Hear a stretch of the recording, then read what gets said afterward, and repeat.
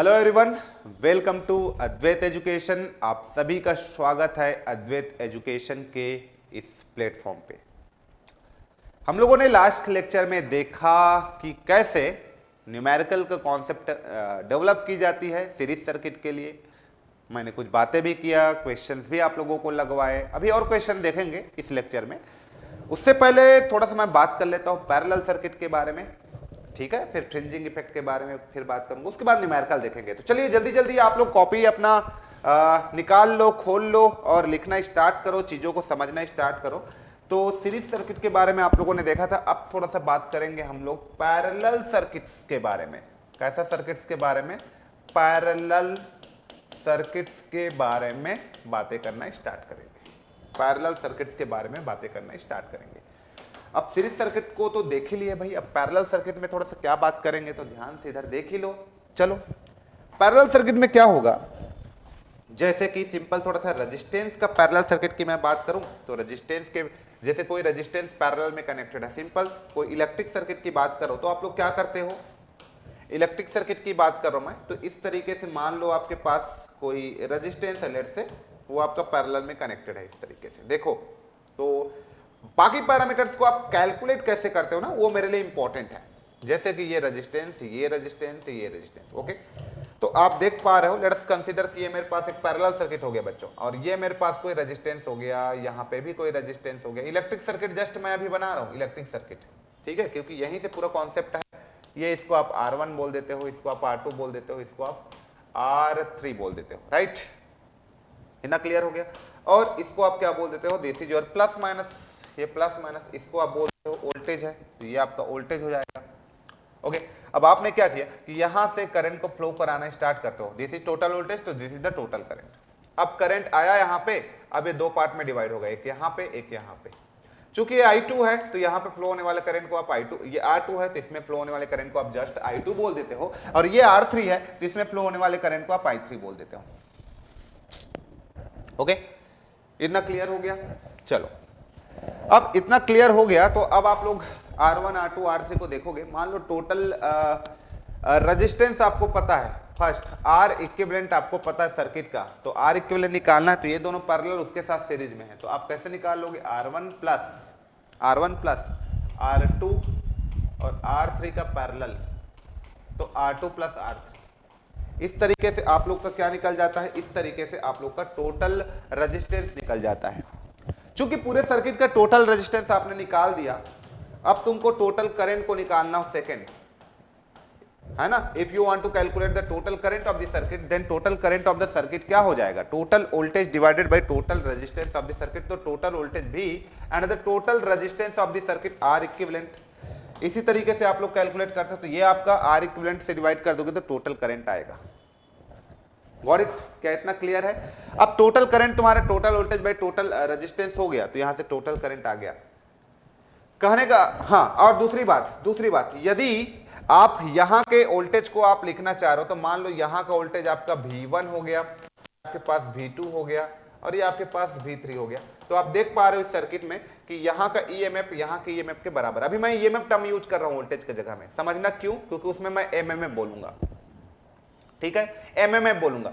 तो यदि मैं बोल दूं कि यहां पे पैरेलल में V2 बराबर होता है V3 का, इसका मतलब यहां का वोल्टेज के बराबर होगा। इसका मतलब यहां का वोल्टेज आपके पास क्या हो जाएगा, I2 R2 इक्वल होगा I3 R3 का, ठीक है। तो इस तरीके से जो अननोन डाटा है वो भी मैं निकाल सकता हूं, इसको बैलेंस करके। एक तो ये हो गया। दूसरी बात, आप चाहते हो तो यहां पे ऐसे लूप लगा सकते हो कि टोटल MMF जो मेरा होगा वो मेरे पास, या टोटल EMF जो मेरा होगा वो V1 और V2 के बराबर होगा। Let's say this is V, तो this is V1, this is V2 के बराबर हुआ।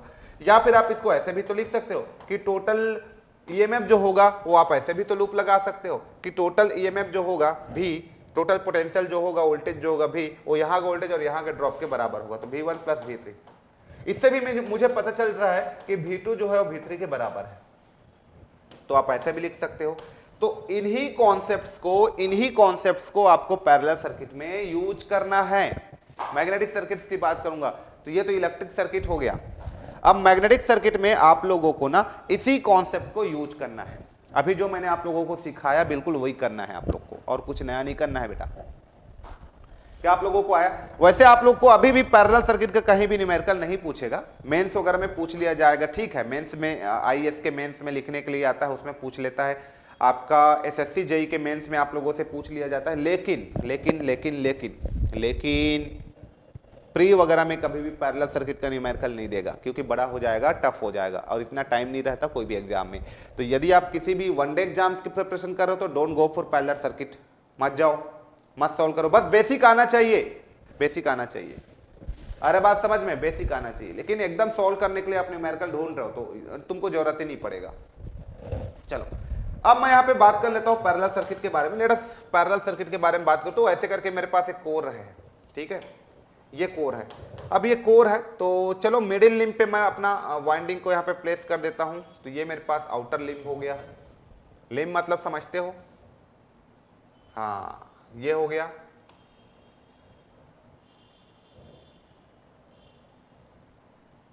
और ये हो गया, ठीक है।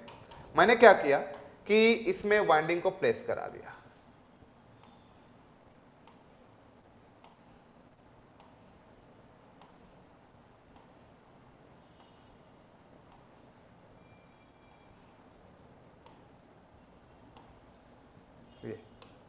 ये वोल्टेज और इसमें फ्लो होने वाली current, let's say number of turns यहां भी n है, ये हो गया। तो मुझे ये बताओ, मुझे ये बताइए आप लोग, चलो यहां पे कुछ इस तरीके से मैं मार्किंग कर लेता हूं, ये इस तरीके से। ये मीन लेंथ को बताने के लिए ऐसा करना पड़ता है, ये इस तरीके से, ये देखिए। ओके, चलो कंसीडर कर लेते हैं कि ये मेरे पास ए है, ठीक है। ये पॉइंट इसको मैं मान लेता हूं इस तरीके से, ये बी, सी, डी, ई, एफ। अब सिंपल सी बात है, देखो बेटा कि यहां से आपका फ्लक्स बना होगा, ये टोटल फ्लक्स हो गया, टोटल फ्लक्स। अब ये जो फ्लक्स है वो इधर और इधर डिवाइड हुआ होगा, that's why it is a parallel circuit, इसलिए हमने इसको पैरेलल सर्किट बोला। अब मैं बोल दिया कि लेट अस कंसीडर यहां से लेकर के यहां तक को, लेट से मैं मान लेता हूं लेंथ 1, यहां से, बहुत ध्यान से देखना, इसको लेंथ 1 मान लेता हूं, और यहां से लेकर के यहां तक को मैं मान लेता हूं लेंथ 2। ये बहुत जरूरी है मार्किंग करना, लेंथ 1 और लेंथ 2 का न्यूमेरिकल के लिए एग्जामिनर को देना पड़ेगा। ये लेंथ 2 हो गया, ठीक है। और यहां से लेकर के यहां तक, ये आपका हो जाएगा लेंथ 3। इसका क्रॉस सेक्शन एरिया, इसका क्रॉस सेक्शन एरिया सेम है, यहां का क्रॉस सेक्शन एरिया में चेंजेस है। लेट से ये लेंथ 1 है, इसका क्रॉस सेक्शन एरिया 1 हो गया, इसका क्रॉस सेक्शन एरिया 2 हो गया। अभी मैं मान लेता हूं इसका क्रॉस सेक्शन एरिया 3 हो गया। Permeability of the core same है, permeability of the core same है। लेट से इसमें आने वाली फ्लक्स φ2 है, इसमें आने वाली फ्लक्स क्या है आपके पास, φ3 है। तो अभी आप लोगों को मैंने इतना डाटा बता दिया। अब इस डाटा से क्या समझ में आया आप लोग को, देखिए ध्यान से।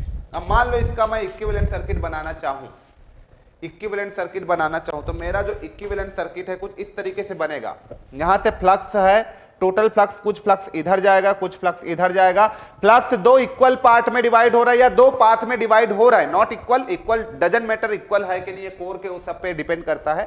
अब मान लो फ्लक्स जो है कुछ फ्लक्स इधर जा रहा है, कुछ फ्लक्स इधर जा रहा है, that means total flux split हो रहे हैं और फिर आके मिल रहे हैं। इसका मतलब समझ जाओ कि this circuit is a parallel circuit, parallel magnetic circuit, it is a parallel magnetic circuit. If it is a parallel magnetic circuit तो मैं कैसे बनाऊंगा इसका इक्विवेलेंट सर्किट को, ध्यान से देखिए।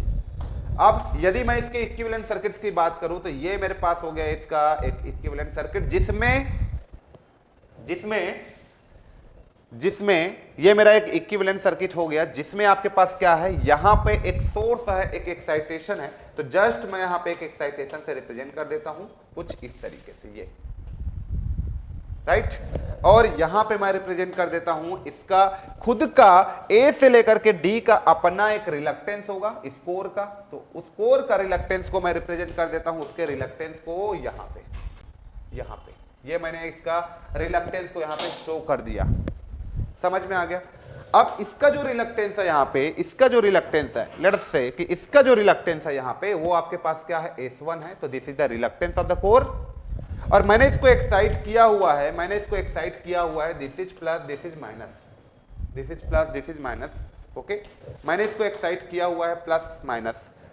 तो जस्ट मैंने इसको लिख दिया क्या, एक्साइटेशन मतलब एमएमएफ मतलब A9। क्या लिख दूंगा इसको, एक्साइटेशन को A9। ये इतना क्लियर हो गया? ओके, अब ध्यान से देखिए, ए से लेकर के कहां तक, AFED को मैंने क्या माना है यहां पे, पाथ नंबर 3 माना है। तो जस्ट मैं यहां पे रिप्रेजेंट कर दूंगा, उसका एक कोर का एक रिलक्टेंस होगा और यहां पे कोर का रिलक्टेंस होगा। अब इसमें मार्किंग इसलिए करना इंपॉर्टेंट है क्योंकि जब आप रिलक्टेंस निकालोगे तो you have to need the length of the core, आपको कोर की लेंथ की जरूरत पड़ेगा, इसलिए आपको मार्किंग करना जरूरी है। लेंथ को बताना पड़ेगा कि इसको यहां से यहां तक को L1 माना गया है, ए से लेकर के डी तक को, या फिर ABCD को L2 माना गया है और AFED को L3 माना गया है। ये आपको वहां पे दिखाना पड़ेगा क्योंकि लेंथ की जरूरत पड़ने वाला है जब आप रिलक्टेंस की वैल्यू को फाइंड आउट करोगे। तो ये मेरे पास हो गया, जस्ट मैंने इसको रिप्रेजेंट कर दिया S3 और इसको मैंने रिप्रेजेंट कर दिया यहां पे, जस्ट मैंने रिप्रेजेंट कर दिया S2 से। अब देखो ध्यान से सुनना बेटा, S1 की वैल्यू को कैलकुलेट करना चाहोगे, कैलकुलेशन ऑफ रिलक्टेंस। अब चलो कैलकुलेशन ऑफ रिलक्टेंस। अब देखो फर्स्ट यहां पे S1 की वैल्यू को कैलकुलेट करना चाहोगे, S1, तो तुम्हारा फॉर्मूला क्या होता है, L1 डिवाइडेड बाई, देखो कोर की परमिबिलिटी तो वही है म्यू नॉट म्यू आर, और इसका क्या हो जाएगा, एरिया, क्रॉस सेक्शन एरिया 1 का जो भी दिया है क्रॉस सेक्शन एरिया ले लेना। S1 ऐसे निकल जाएगा। तुम S2 की वैल्यू को कैलकुलेट करना चाहोगे यहां पे, तो S2 क्या हो जाएगा तुम्हारे पास, L2 डिवाइडेड बाई ये हो जाएगा mu naught mu r area 2। Similarly if you want to calculate the value of S3, तो S3 का जो वैल्यू हो जाएगा वो हो जाएगा L3 divided by mu naught mu r और एरिया 3। अब देखो मुझे ये बताओ आप लोग कि जब आप इसमें रिलक्टेंस 1 2 3 को कैलकुलेट करने जा रहे हो तो you have to need the cross section area and length, cross section area and length. तो देखिए यहां पे जब तक आप मार्किंग नहीं करोगे कि ए से लेकर के डी को L1 बोला गया है, ABCD को L2 बोला गया है, AFED को L3 बोला गया है, तो कैसे पता चलेगा? तो इसलिए आपको एकदम आइडिया होना चाहिए, एकदम आइडिया होना चाहिए इन सारे चीजों को, इसलिए मैंने एकदम क्लैरिटी दिया है। इस क्वेश्चंस के लिए बिल्कुल सही है। तो इस तरीके से आपका S1 S2 S3 आपने कैलकुलेट कर लिया, S1 S2 S3 आपने कैलकुलेट कर लिया, ठीक है। तो यहां से आप एरिया को, लेंथ को मार्किंग रहेगा क्वेश्चन में, तभी आप एकदम क्लियरली कैलकुलेट कर पाओगे, अदरवाइज आप क्लियर कैलकुलेट नहीं कर पाओगे, राइट। ओके, तो जस्ट हम लोगों ने यहां पे कैलकुलेट कर लिया, ओके। चलो नेक्स्ट अब हम लोग देखते हैं, ये सारा पैरामीटर्स को हमने कैलकुलेट कर लिया।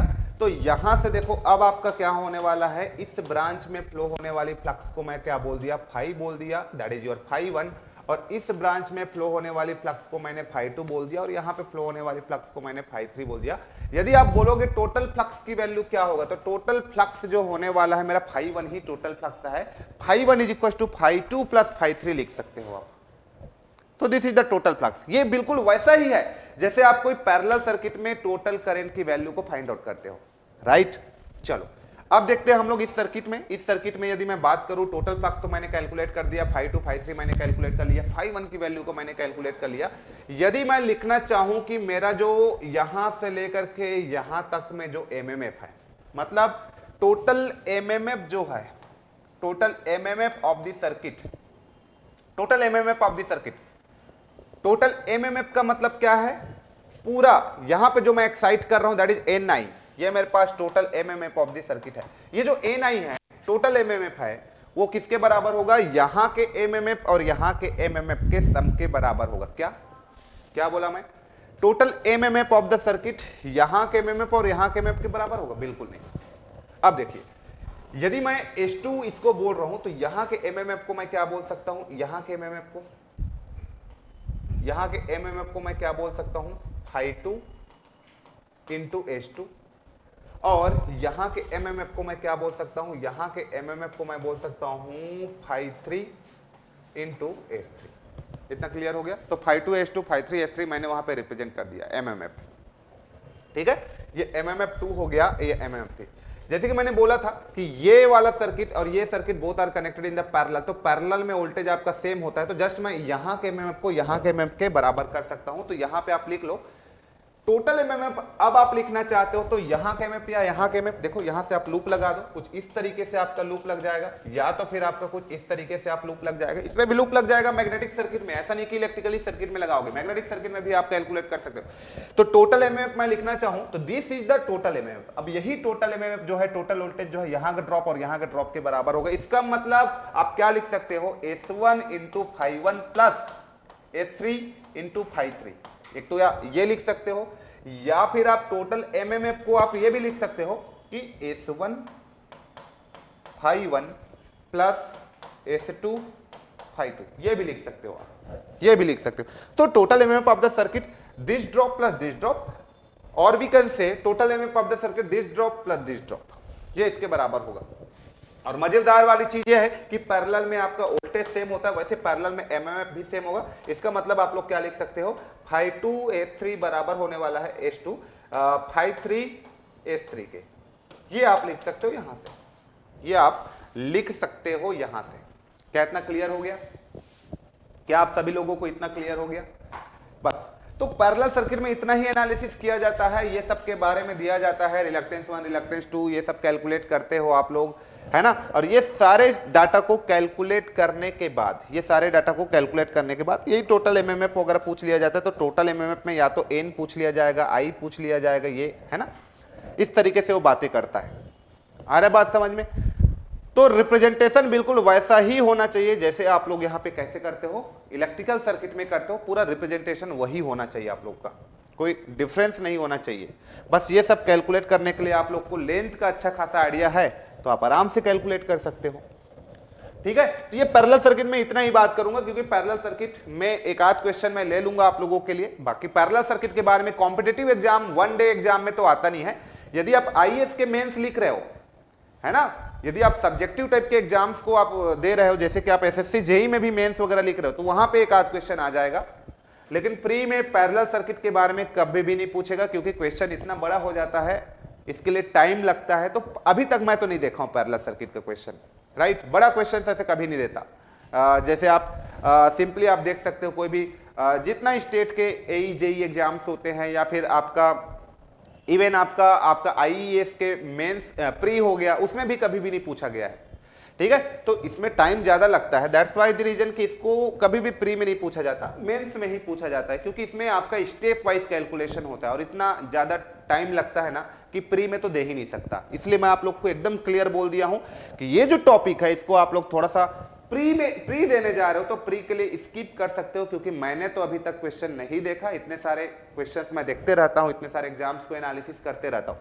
हाँ, लेकिन सीरीज सर्किट को स्किप मत करना बेटा, सीरीज सर्किट प्री हो चाहे कुछ भी एग्जाम हो सब में आता है ना, इससे पहले जो हम लोगों ने डिस्कस किया। चलो, अब एक टॉपिक आपका इसमें और है, उसके बारे में मैं डिस्कस करता हूं, that is your leakage coefficient. Leakage coefficient के बारे में तो हेडिंग डालो लीकेज कोफिशिएंट। लीकेज कोफिशिएंट, इसके बारे में थोड़ा सा मैं बातें करता हूं आप लोगों से। ये कभी कभी आप लोग को एक नंबर का क्वेश्चन पूछ लिया जाता है कि व्हाट इज लीकेज कोफिशिएंट, इस तरीके का आपको ऑब्जेक्टिव क्वेश्चन दे दिया जाता है। लीकेज कोफिशिएंट का कभी कभी रेंज पूछ लिया जाता है। देखो भाई, सिंपल सी बात है, यदि मान लो ये कोई मैग्नेट है, मान लो ये कोई कोर है, कोर में इलेक्ट्रोमैग्नेट मैंने डेवलप किया हुआ है, तो दिस इज इलेक्ट्रोमैग्नेट। ठीक है, अब ये कोर है तो एक्साइट करूंगा भाई, हो तो करना ही है मुझे। मान लो इसको मैंने एक्साइट करने के लिए यहां से इसको इस तरीके का कॉइल यूज कर लिया, इसमें वाइंडिंग्स या कॉइल बोल लो, चलो कॉइल है, कॉइल एक ही कॉइल है ना, तो इसलिए इसको मतलब वाइंडिंग नहीं बोल सकते, तो combination of coil is called the winding. इसको मैंने एक्साइट कर दिया इस तरीके से, प्लस माइनस मैंने इसको दे दिया वोल्टेज, इसमें से आई करंट भी फ्लो हो गया, साइट हो गया, नंबर ऑफ टर्न्स इसका n है, ठीक है, इस तरीके का। तो ये जो है मैग्नेटिक फील्ड इसमें सेटअप हो गया। अब जब इसमें मैग्नेटिक फील्ड सेटअप हो गया तो सिंपल सी बात है ना कि कुछ मैग्नेटिक फ्लक्स जो है इस कोर में इस तरीके से लिंक करने लगेंगे। ये कोर के थ्रू आपका जो है बहुत से मैग्नेटिक फ्लक्स तो ऐसे इस तरीके से कोर में ही क्या करने लगेंगे, लिंक करने लगेंगे। फ्लो नहीं होता कभी भी फ्लक्स, आपको पता है, लिंक करता है। तो ये मोस्ट ऑफ द फ्लक्स जो होता है वो आपका कोर में ही क्या करेगा, कोर ही तो पाथ है ना, कोर के थ्रू ही वो क्या करेगा, अपना क्लोज्ड पाथ को फॉलो करेगा, मतलब लिंक करेगा वो। हाँ, लेकिन जरूरी नहीं है कि सारे के सारे फ्लक्स ये कोर में लिंक करे, कुछ फ्लक्स यहां से लीक भी होंगे इस तरीके से, इधर भी लीक होंगे, जहां उसको एयर गैप मिला उधर उधर लीक होगा। तो कुछ फ्लक्स जो है वहां पे लीक हुआ, कुछ फ्लक्स जो है यहां पे लीक होगा, कुछ इस तरीके से, ये इस तरीके से। अब आप देख पा रहे हो कि ये यहां पे यदि मैं बताऊं आपको तो ये जो आप देख पा रहे हो एक सर्कल से मैं रिप्रेजेंट कर देता हूं। मान लो यहां से लेकर के यहां तक, ये जो सर्कल के अंदर में मैंने बंद कर रखा है उसको बोल देता हूं कि this is the total flux. ये क्या हुआ मेरा, this is the total flux जो इन्होंने प्रोड्यूस किया है। जैसे ही मैंने इसको एक्साइट किया इस कॉइल को, तो जो उन्होंने फ्लक्स को डेवलप किया that is your total flux. तो phi T, what is phi T, phi T is the total flux. मैं लिख देता हूं total developed flux, developed flux, total developed flux, ये टोटल डेवलप्ड फ्लक्स हो गया, right. Phi T is the total developed flux, phi T की value.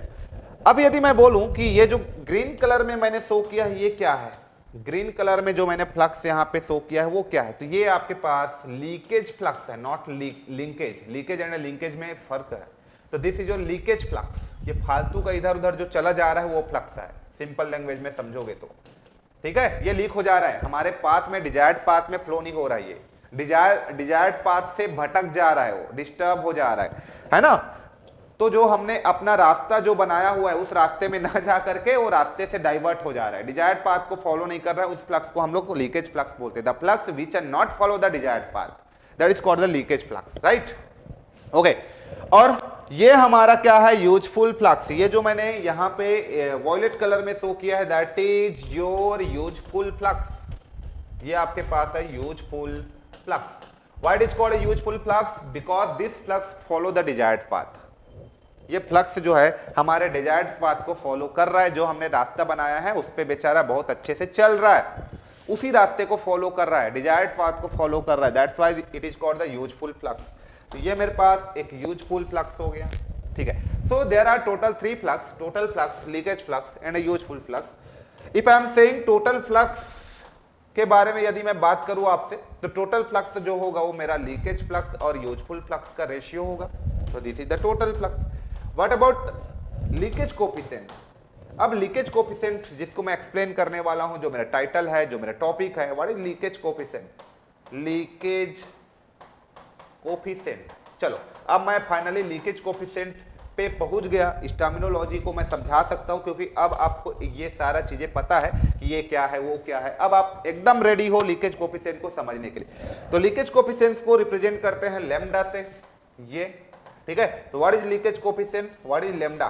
तो ये जो लीकेज कोफिशिएंट होता है वो हमारा टोटल फ्लक्स, वो हमारा होता है टोटल फ्लक्स, वो हमारा होता है total flux, total flux divided by useful flux, useful flux, total flux divided by useful flux. इन दोनों के रेशियो को ही हम लोग यहाँ पे क्या बोल देते हैं, लीकेज कोफिशिएंट बोल देते हैं। इन दोनों के रेशियो को ही हम लोग क्या बोल देते हैं, लीकेज कोफिशिएंट बोल देते हैं। अब टोटल फ्लक्स मेरे पास क्या है भाई, टोटल फ्लक्स तो फाइटी है, फाइटी है, ठीक है। और यूजफुल फ्लक्स क्या है मेरे पास, यूजफुल फ्लक्स मेरे पास क्या है, यूजफुल फ्लक्स की मैं बात करूं तो this is my useful flux, phi u मतलब यूजफुल फ्लक्स, ये मेरे पास लीकेज फ्लक्स, ओके। तो यूजफुल फ्लक्स मेरे पास क्या है, फाई यू।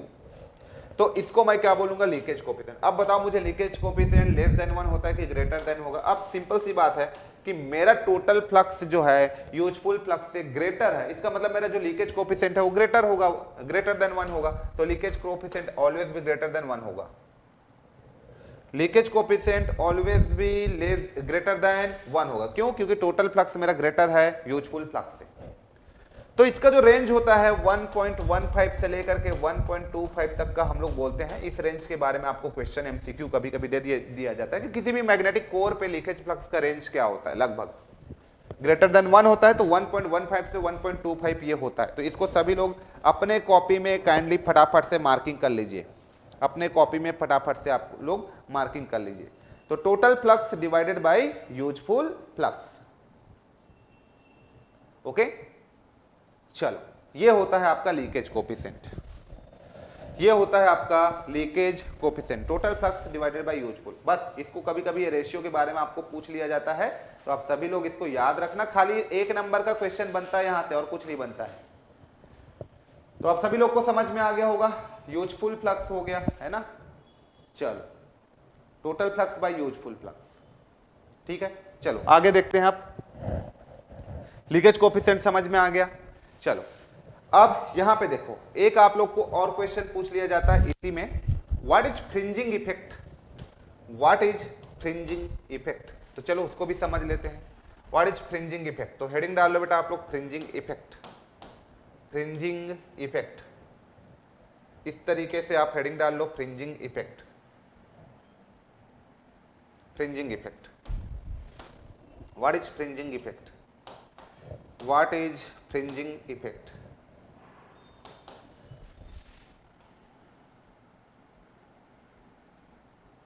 फ्रिंजिंग इफेक्ट, ये देखो,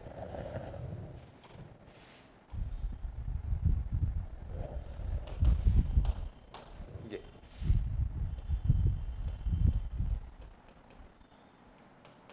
चलो बन गया। चलो अब फ्रिंजिंग इफेक्ट को हम लोग समझते हैं कि what is fringing effect. Fringing effect मेरे पास क्या है, तो यहां पे देखो, ये मैंने एक्साइट किया इसको, ये कॉइल है, लेट्स से ये मेरा कॉइल है। जैसे ही मैंने इसको एक्साइट किया, तो आपको पता ही है कि इसको जैसे ही मैं करंट दूंगा, इसका नंबर ऑफ टर्न्स क्या है, एन है, ठीक है। यहां पे हेडिंग लिख लो बेटा आप लोग, फ्रिंजिंग इफेक्ट, ठीक है। ये भी पूछा गया है कई बार आप लोग से, डायरेक्ट इसके स्टेटमेंट को दे देता है और पूछा जाता है कि इस इफेक्ट को क्या इफेक्ट बोलते हैं, ऐसा टाइप का। तो समझते हैं हम लोग क्या है। अब देखो, आप देख पा रहे हो कि भैया यहां पे आपके पास क्या है, इस तरीके का ये जो फ्लक्स सेटअप हुआ है, वो इस तरीके से इस कोर में क्या करने लगेंगे, इस तरीके से इस कोर में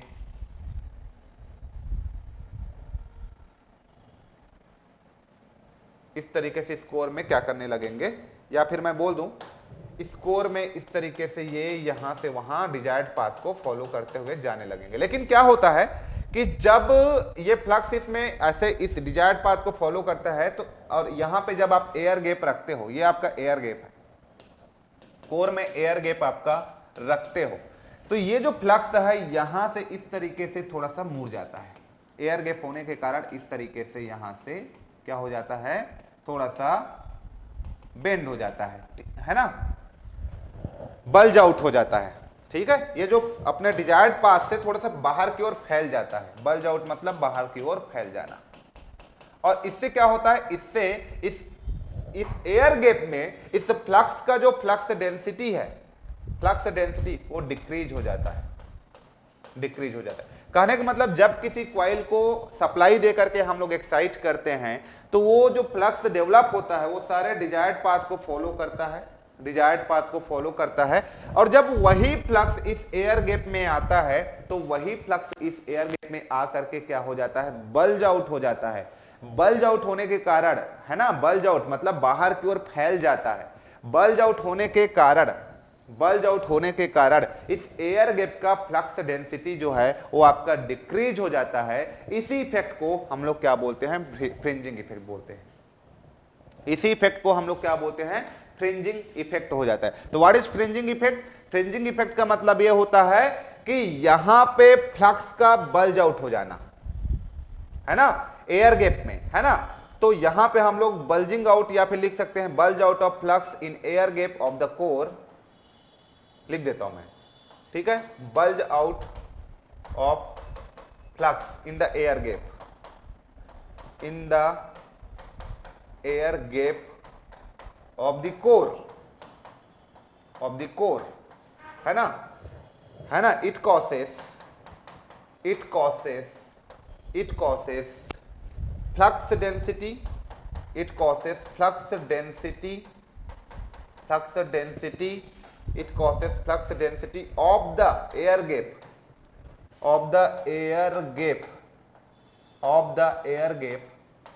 decreases. Flux density of the air gap decreases. This effect is known as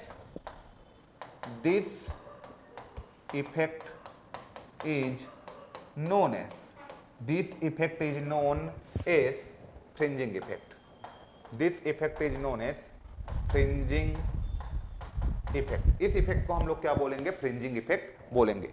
तो फ्रिंजिंग इफेक्ट सिंपल क्या है? फ्लक्स जो है डिजायर्ड पाथ को फॉलो कर रहा है, यदि आप उसमें एयर गैप रख लेते हो, एयर गैप भी क्यों रखते हैं उसके बारे में भी बात करूंगा अभी।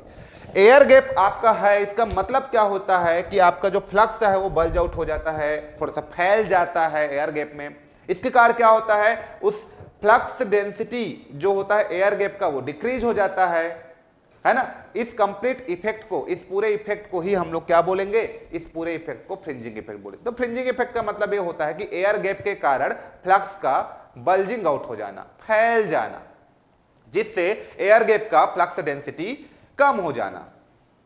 आ रहा है बात समझ में? इस कंप्लीट इफेक्ट को ही हम लोग यहां पे फ्रिंजिंग इफेक्ट बोलेंगे। अब एयर गैप क्यों रखते हो? किसी भी मैग्नेट में आप लोग इसमें एयर गैप क्यों रखते हो? यहां पे एयर गैप क्यों रखते हो? यहां पे आप एयर गैप क्यों रखते हो? एयर गैप रखने का कारण ही क्या है? मैग्नेट जो है सैचुरेशन से बचाने के लिए, किसी भी मैग्नेट को सैचुरेशन से बचाने के लिए, सैचुरेशन, यदि एयर गैप नहीं रखोगे तो मैग्नेट में सैचुरेशन होगा, है ना। तो इस सैचुरेशन को कम करने के लिए, to reduce the saturation of the magnet, to reduce the saturation of electromagnets, है ना, to reduce the saturation of electromagnet, आप क्या करते हो? एयर गैप को रखते हो। अब एयर गैप रखने के कारण क्या हो जाता है? फ्लक्स जो होता है अपना डिजायर्ड पाथ से थोड़ा सा बल्ज आउट हो जाता है, जिससे फ्लक्स डेंसिटी डिक्रीज हो जाता है। इसको आप फ्रिंजिंग बोल देते हो, ठीक है। तो इसी को हम लोग फ्रिंजिंग, तो कभी कभी जब न्यूमेरिकल सॉल्व करोगे तो वहां पे एक टर्म्स आता है फ्रिंजिंग इफेक्ट के बारे में, वहां पे एक टर्म्स आता है फ्रिंजिंग इफेक्ट के बारे में। तो ये वही फ्रिंजिंग इफेक्ट के बारे में बातें करता है, ठीक है। कि कभी कभी आप न्यूमेरिकल लोगे तो यहाँ का ठीक है, रिलक्टेंस तो रहेगा, यहाँ का एरिया वेरिया रहेगा, फ्लक्स वगैरह रहेगा, लेकिन जब फ्रिंजिंग इफेक्ट की बात करोगे तो वहां का the effect cross section area में फ्रिंजिंग इफेक्ट बोल देता है कि इसका जो क्रॉस सेक्शन एरिया है एयर गैप का, वो फ्रिंजिंग इफेक्ट के कारण बड़ा हो गया, ऐसा करके कभी कभी इतना % फ्रिंजिंग इफेक्ट हो गया। तो आपको फ्रिंजिंग इफेक्ट को कैलकुलेट करना पड़ेगा वहां पे। You have to need to calculate the fringing effect of the particular point, उस पॉइंट पे दिए गए क्वेश्चन के अकॉर्डिंग। आ रहा है बात समझ में? तो ये सारे चीजों को आपको वहां पे समझना पड़ता है। तो यही है फ्रिंजिंग इफेक्ट वगैरह के बारे में, यही होता है बल्ज आउट, ऐसे करके एक टर्म्स आप याद रखो, ठीक है।